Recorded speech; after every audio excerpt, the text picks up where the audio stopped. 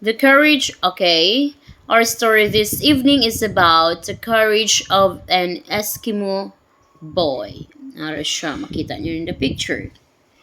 The story is told of an Eskimo boy's heroism in saving life by undertaking an almost impossible journey. He was only 12 years of age that time. Hindi? So 12 pa lang gali siya this time, no? But the feat he performed has been described by Canadian Mounted Police as one of the most heroic deeds on their records. Oh, ano ay hanang iya ginhimo? The father of this boy died, so napatay na gali ang iyang papa. Ha?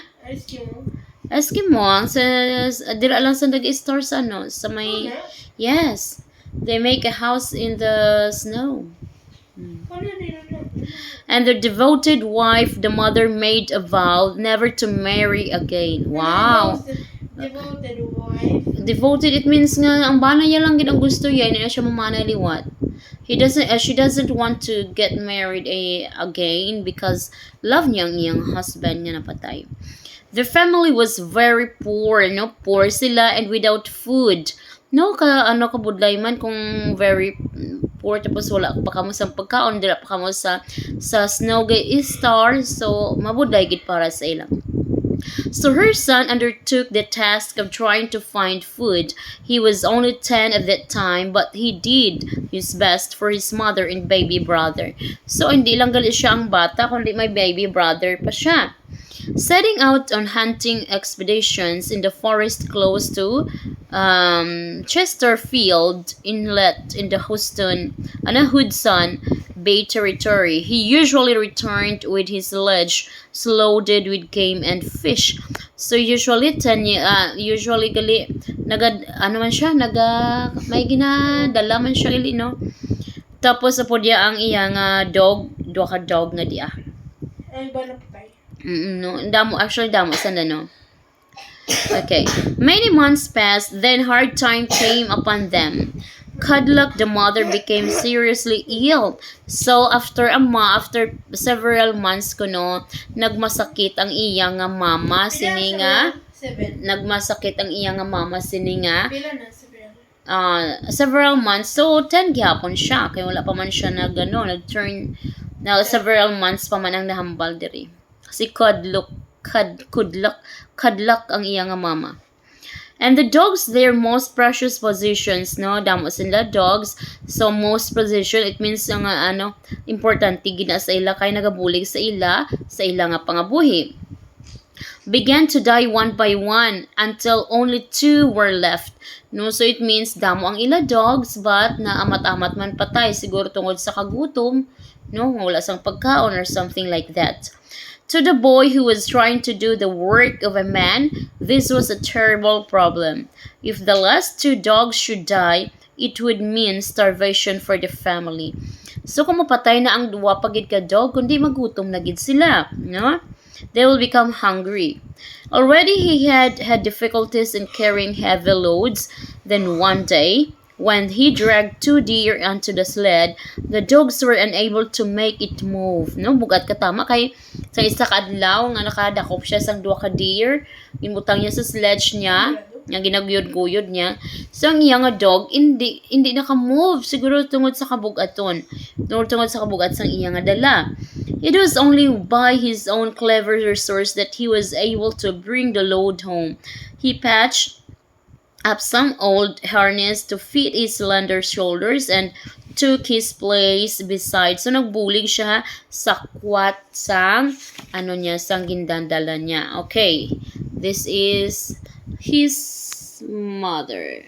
No, ara yang baby brother or so ara siya. So nagamasakit di ang mamaya sinanga time. The dogs the extra pulling made a sled moved, and after much difficulty it was dragged over the rough ground and brought safety home. All tried out his arrival. He started to cook the dinner. Things seemed desperate. His mother had taken to turn for the worse and was so weak that he feared he might lose her, no? Hadlok siya nga basi madula balaya nga mama kay weak na katama. Grabe pa ka balatian, grabe pa ka masakiton. Gusto mo? So he decided that somehow she must be taken to the Wagner Inlet, 250 kilometers. So 250 kilometers tapos wala ka mo sa salakyan, ara pa ka mo sa duwakas na.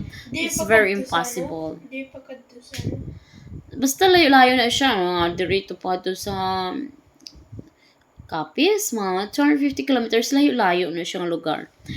So a way to be brought under the care of the nearest doctor. So amo nang gali kay layo nga address na nagstay naman.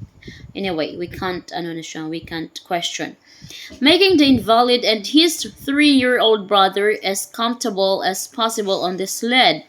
So ginbutang iya nga mama sa sled nara kitaon dra ara na. So ginaguyod niya bulig sang duwa niya pa kaido. May na lang may upod siya nga ido. So 12 years old pa lang siya that time. And the dogs were themselves still sick. Oh, masakiton pa ang duwa ka dog. So, kaluoy man. For week after week, the little parties toiled slowly through a maze of the mountains and lakes. Think of it week after week, no? So, kalamig-lamig bala sa sinaila nga, ang palibot nanda, perti pa kalamig. Pero, what happened? Seems unbelievable that the boy ever found his way, for he had no star to guide him like the wise men of the East.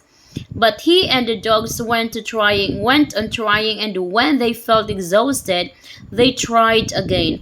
They were determined to succeed, and always the sled, with its nearly helpless occupants, was moving a little closer toward its destination. Hope never left the 5 pairs of brave eyes, which continually scanned the desolate scenes ahead of them. No?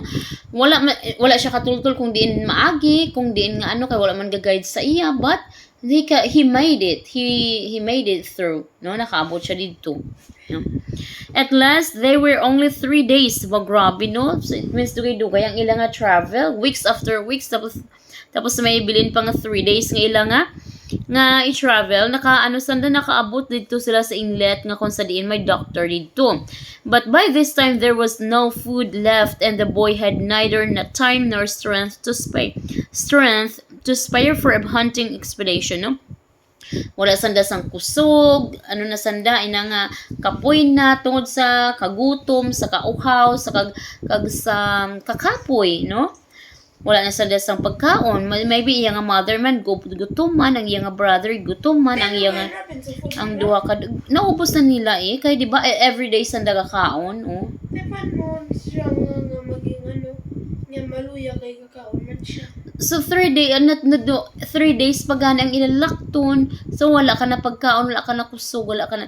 So din ka mawala naman siya sang time nga mag-hunt kay ang so week ang iyang alawas maluya na katama. So ano himuon?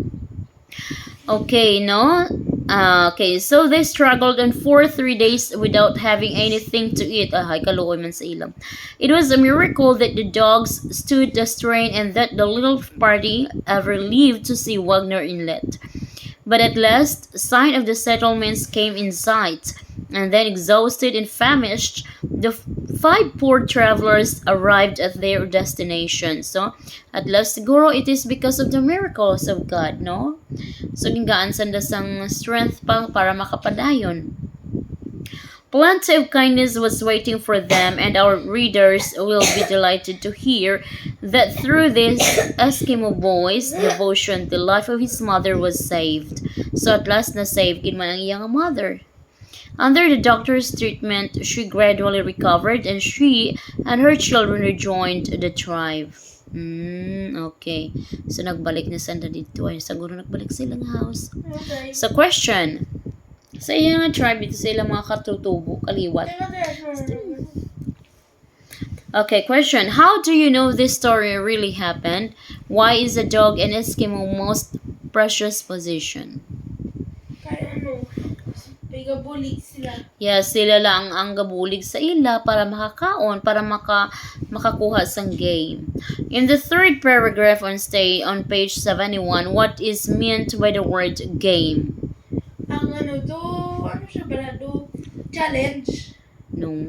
Challenge pa na. Mangayam bala. Tumagkakakuha ka sang ano. Makakuha ka sang ano.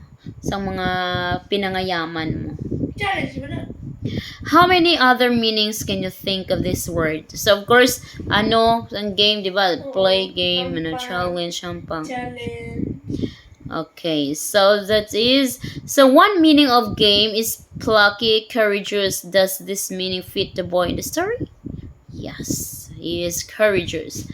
A courageous boy. Okay, that is all. That's the story for tonight. Thank you for listening.